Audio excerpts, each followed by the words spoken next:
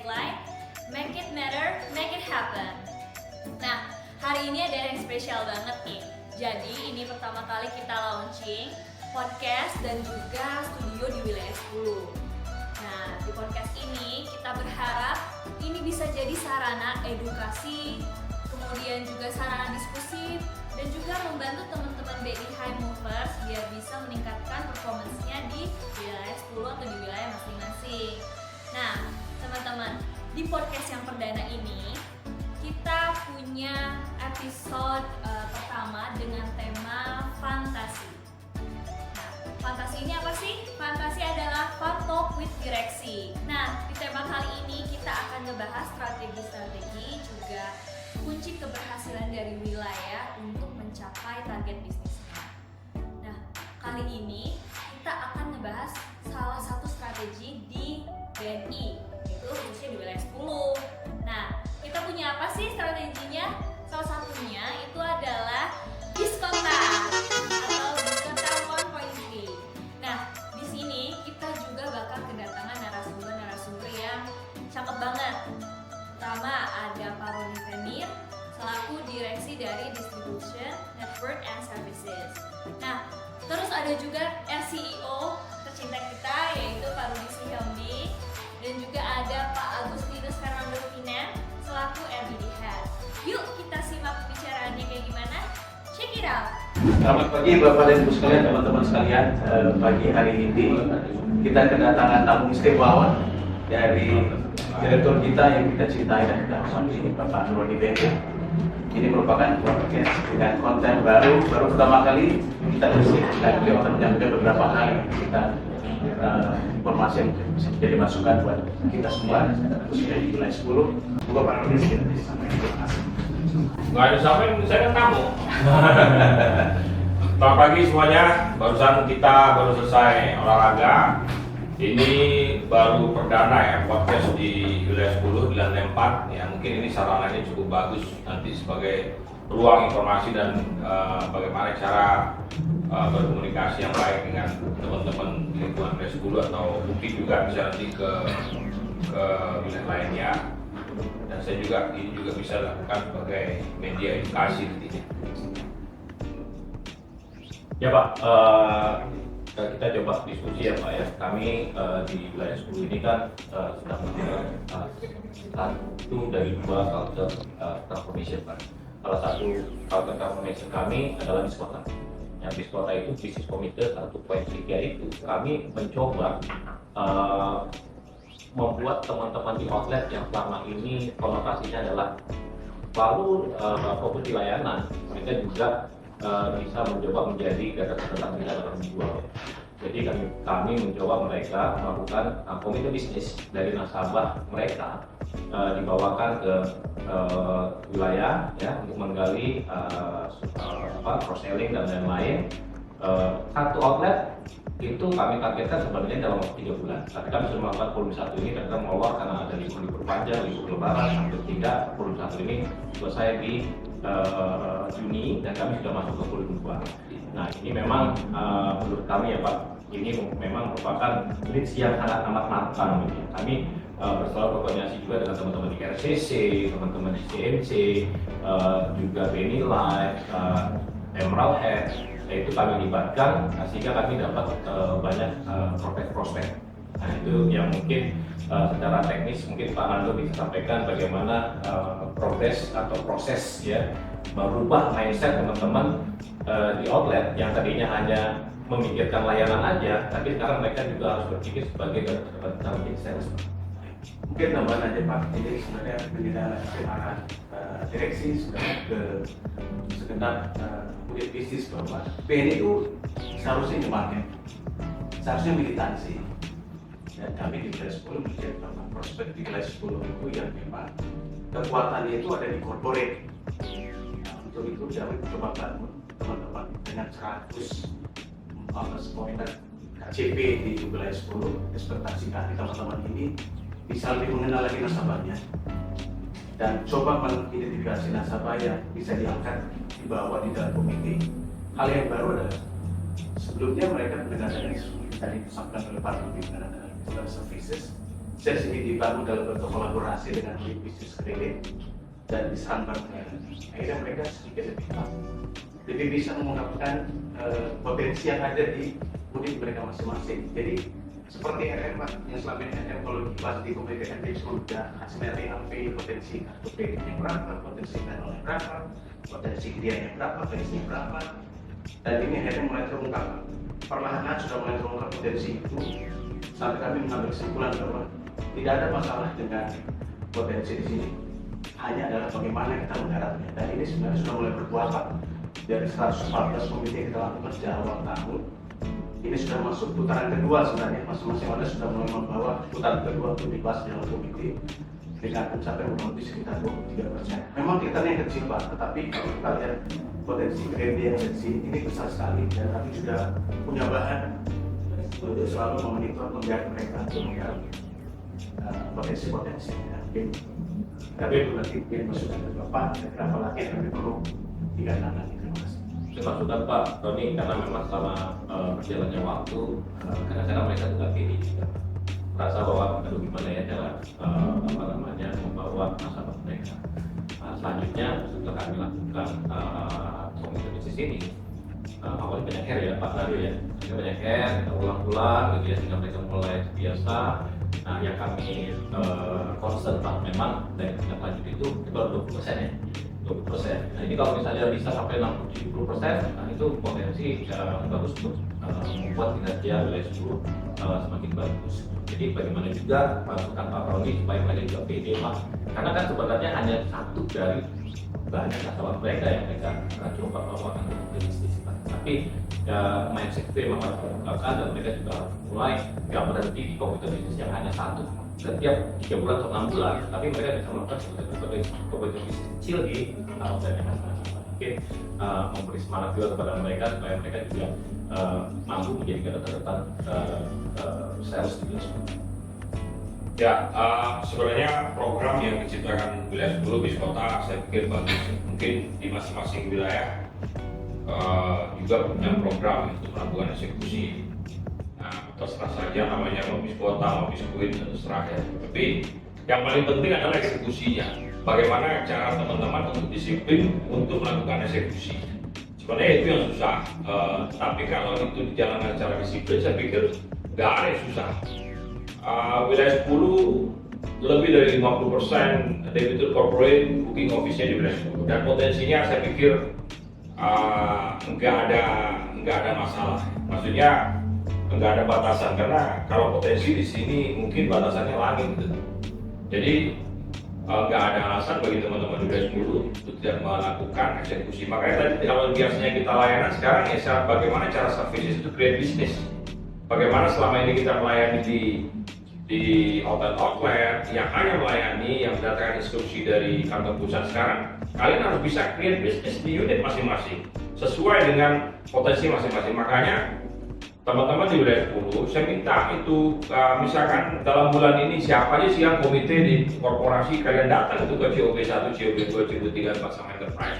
Jadi kalian tahu di satu sisi di kantor pusat saya juga sekarang setiap technical account planning yang mereka sajikan tidak hanya sebatas data. Contohnya gini, credit card ada 10 orang misalkan, atau emerald ada 10 orang. Sekarang ini kami sudah meminta kepada mereka 10 orang itu namanya siapa, jabatannya apa, dan berapa nomor teleponnya, sehingga atau kalau bisa begitu diputus di technical account planning, mereka langsung dikasih pre-invoice.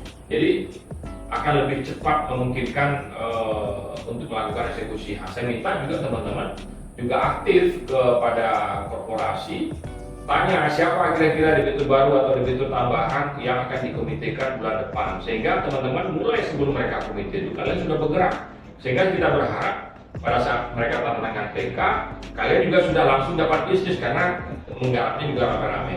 Yang membuat kita jadi salah satu hambatan untuk melakukan eksekusi bisnis sebenarnya adalah komunikasi. Kalau komunikasi kalian lakukan dengan lancar dan benar dan melakukan relationship yang baik dengan teman-teman di korporasi, saya pikir turunan bisnis dari korporasi itu banyak sekali. Cuma hanya berapa persen yang turun pada hotel kita ya. Sehingga saya minta teman-teman di wilayah 10 yang ada di outlet banyak, ada booking office minimum. Kalian punya cabang dan tahu siapa yang booking office-nya di sana. Minimum itu aja di garasi masing-masing. Sehingga kalau sudah habis baru cari yang lain. Karena kesalahan kita ini adalah kita mencari banyak makanan di luar, padahal di rumah sendiri makanan banyak tersaji sehingga nggak kita makan sehingga menjadi basi. Nah, mulai dari sekarang makanlah apa yang ada di dalam rumah kita. Setelah rumah kita habis dengan makanan baru kita cari keluar. Artinya apa? Kita akan lebih sehat untuk makan di rumah kita sendiri karena potensi yang ada di perut kita, yang ada di booking office di kita sudah tahu pas performanya dia. Daripada kalian ngambil nasabah-nasabah baru yang belum tentu kualitasnya, lebih baik ngambil yang di booking office yang ada di tempat kita semua. Nah, tidak hanya produk-produk seperti Vero, yang produk standar Vero, kredit card, Emerald, juga turunan bisnis status suppliernya vendor dan segala macam. Saya pikir kalau kita melakukan komunikasi yang baik, melakukan relationship yang baik dengan debitur corporate, saya pikir banyak sekali potensi yang bisa kalian ambil. Keterbatasan kita untuk mengakses key person dari perusahaan-perusahaan tersebut, saya pikir akan terpecahkan dengan kita sering berkomunikasi dengan mereka. Kadang-kadang kan masalah teman-teman cabang susah ketemu ordernya, susah ketemu direktur ini, susah. Nah, karena mereka belum pernah, karena mereka hanya pengen ketemu pada saat mereka ada perlunya. Seharusnya relationship itu yang dilakukan adalah long relationship, bukan hanya transactional relationship. Jadi relationship itu dibangun walaupun tidak dapat bisnis sekarang, tapi one day kalian pasti akan itu dia dengan komunikasi berikutnya juga akan lebih gampang. Dan saya minta juga mengenai relationship, jangan hanya satu kali begitu closing kalian selesai dengan mereka. Seharusnya begitu closing bisnis dengan baik perorangan maupun dengan perusahaan, relationship itu tetap terjaga. Minimum kita menanyakan setelah pakai produk ini apa yang mereka rasakan, ada masukan atau tidak. Kadang-kadang mereka senang itu memberikan masukan, dan itu juga perlu bagi kita untuk masukan-masukan produk kita yang dipakai oleh nasabah. Di samping itu, dengan komunikasi yang baik itu juga mungkin kita akan bisa menambah produk holding ratio kita kepada nasabah, karena kenyamanan mereka untuk berkomunikasi dengan kita. Kesalahan kita kadang-kadang kita sudah ada potensi yang sudah di pengalaman kita mengabaikan untuk mencari prospek yang lain. Prospek yang baru itu perlu, tetapi prospek yang existing itu belum optimal untuk kita dapat. Artinya kita juga harus menggarap prospek yang new product di existing customer dan new product atau existing product di new customer. Gitu, Pak.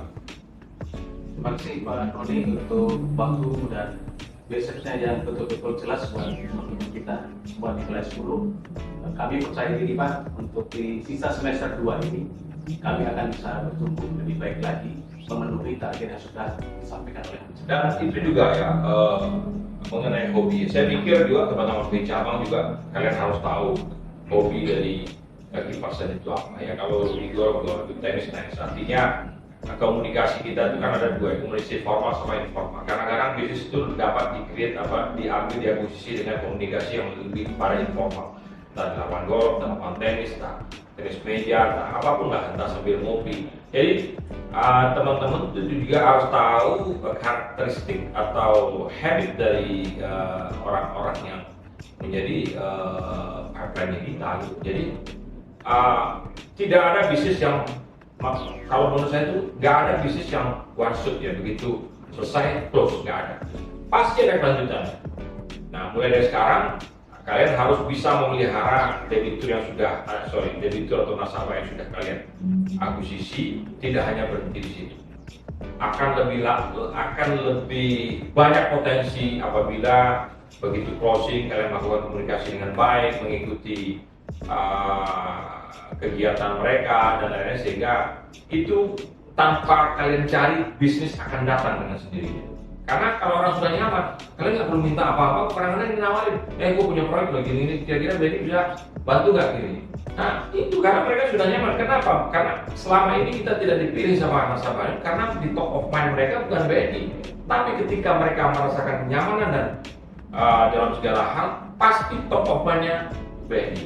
Jadi faktor manusia, faktor relationship untuk create bisnis sangat penting di sini. Karena nggak bisa, bisnis ini nggak bisa dijalankan by machine, juga nggak bisa seluruhnya. Tapi human touch dan segala macam saya pikir sangat penting ya, sehingga kalian saya minta tadi kalau bilang masih banyak teman-teman kita yang belum percaya diri, self confidence itu harus ini. Jangan takut untuk berhadapan dengan orang-orang besar, berhadapan dengan konglomerat, karena sebenarnya kuncinya satu. Ketika Anda berhadapan dengan mereka atau bertemu dengan mereka, kalian harus percaya diri. Dan yang kedua, untuk mencari diri itu kalian harus melakukan persiapan, cari informasi sebanyak-banyaknya tentang mereka, sehingga dari informasi-informasi yang diperoleh sebelum kita ketemu sama mereka itu bisa menjadi bahan obrolan kita ya, sehingga itu tidak garing gitu. Banyak orang yang kita tuh datang ke nasabah tuh garing gitu, Pak, apa kabar Pak, gimana Pak, sehat Pak? Kalau dia sakit udah di rumah sakit ya. Jadi karena dia kamu sehat, kadang-kadang tuh orang saya nggak ngeliat kok sehat. Tapi itu nggak ada pembicaraan yang lain gitu. Tapi kalau kita browsing atau lihat, oh bapak kemarin apa misalkan CFD Pak ya, mana sama sini Pak? Karena kita tahu informasi. Saya juga pada kalau ketemu ya, pastinya tuh membuka hal-hal yang sederhana, tapi ketika dia tahu kegiatan dia secara private, secara pribadi kegiatan dia, orang akan lebih interestnya tuh, engage-nya tuh akan lebih dari hanya sekedar siapa, gimana Pak, kabar baik, bisnis lancar Pak. Itu udah menurut aku sudah garing ya. Kalau orang yang itu ini kalian sudah di depan mata nasabah itu sudah nggak menarik lagi. Cari hal-hal yang begitu. Pembicaraan itu dimulai dari 2 menit atau 3 menit pertama. Ketika 2 menit 3 menit pertama kalian bisa menghidupkan suasana, pasti ke selanjutnya kan. Tapi kalau 2 menit 3 menit pertama itu sudah garing, mereka juga kayak malas gitu loh. Jadi artinya communication skill dari teman-teman juga harus di-upgrade ya. Sehingga nggak ada salahnya nanti kalian panggil lebih struktur yang bisa mengajar communication skill dan lain-lain, sehingga itu juga akan menambah kepercayaan diri pada, apalagi sales kita sudah ditambah dan banyak tidak berbackground sales. Itu salah satu tantangannya, bagaimana kita menjadikan seorang sales yang tidak berbackground sales. Nah, yang kedua adalah bagaimana kita menjadikan sales tapi pada dia tidak punya bakat sebagai sales. Lama-lama kerajaan itu waktu akan melakukan seleksi dengan seleksi alam dia akan terjadi nanti. Tapi mulai dari sekarang kita harus bisa melihat mana-mana orang, jangan orang yang tidak bakat di sales atau kita paksa jadi sales juga akan hasilnya tidak akan optimal.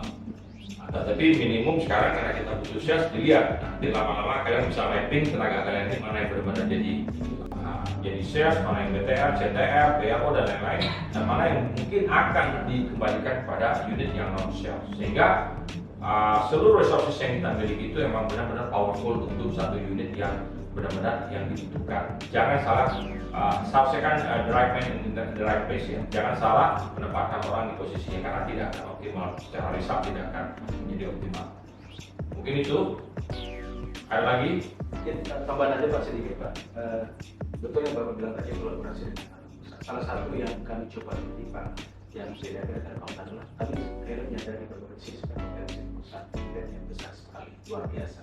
Setelah itu memang tidak tergali besar dan sudah ada satu cerita sukses sebenarnya dari salah satu TV seperti yang Bapak bilang tadi bahwa relationship adalah kunci dari ketidakpemahaman mengenai teknis industri bisnis ini, tapi karena relationship tadi terbuka dan bisa bicara, dan ini yang kami berpikir untuk produk-produk yang lain sebenarnya memiliki potensi yang lebih besar yang selama ini tidak ada.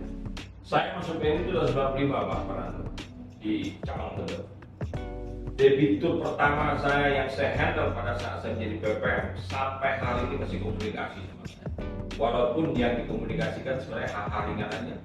Ya, saya setiap bulan atau sekali 2 bulan pasti kita urus. Artinya apa? Keberhasilan kita di satu tempat itu bukan berarti pada saat kita berada di unit.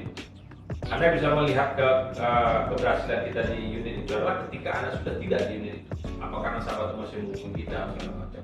Tapi kalau begitu kalian pindah dari satu unit ke unit lain terus nasabahnya nggak ada menghubungi, berarti Anda gagal melakukan relationship dengan nasabah, karena nasabah melakukan relationship dengan Anda hanya karena jabatan Anda situ pada saat itu. Begitu pindah ya sudah. Nah, kesalahan di kita, mereka memframing diri pada saat mereka menjabat itu mereka dibutuhkan.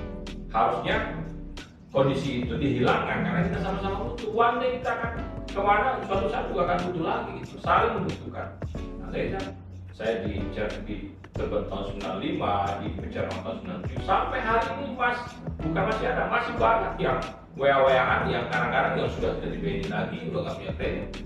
Kadang-kadang juga ada yang sudah jadi debitur korporat dan debitur komersial, nah, tapi tetap melakukan komunikasi. Nah, keberhasilan membangun relationship atau trust tidak dimulai dengan gampang, tapi butuh waktu untuk membuild hubungan itu. Jadi, nah itu harusnya kepada teman-teman kita di pemimpin KCP, pemimpin kadang-kadang gini,